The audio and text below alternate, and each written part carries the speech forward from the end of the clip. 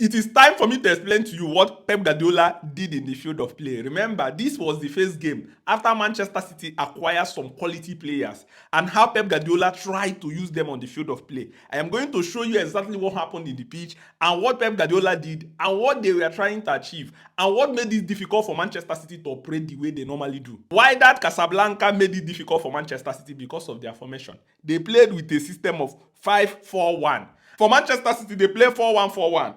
Ederson here, Rico Lewis here. In the central pairing is Reis and Ake. And then left back is O'Reilly. In the middle of them is Reinders. And then in front of Reinders, you see Jeremy Doku, you see Ryan Cherki. Here is Foden, here is Savinho and Omamamouche.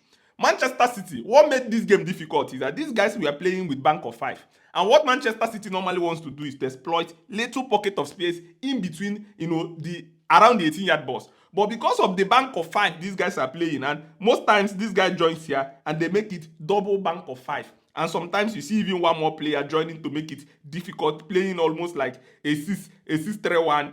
It was difficult for Manchester City. But what Manchester City did here to counter the situation and to press them back and to force them not to go forward, Pep Guardiola reverted in a system we barely see Pep Guardiola do. Manchester City played 4-2-4 in attack, and this is the reason he didn't play Erling Haaland, because Erling Haaland normally operates as a lone, number 9, but Pep Guardiola wants, fluidity, wants, pressing, wants high tempo, so they reverted in playing 4-2-4. When Manchester City are pressing, what they do is that they send, Cherki to be here, and Foden drops in the center. They play a system of 4-2-4. So this is a system Manchester City used to press. When they are pressing the opponent, they lose the ball around this area. They want to recover the ball back. They want to go forward. They press with 4-2-4.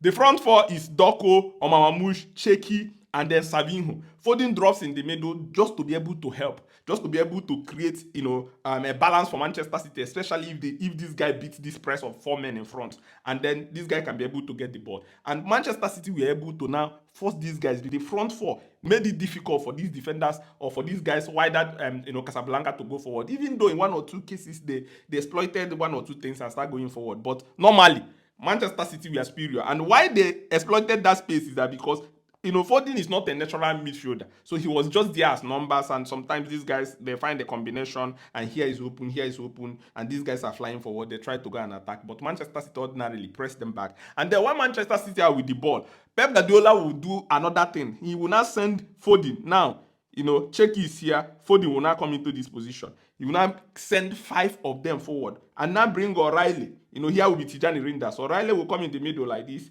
and then Manchester City will now play a system of 3-2-5.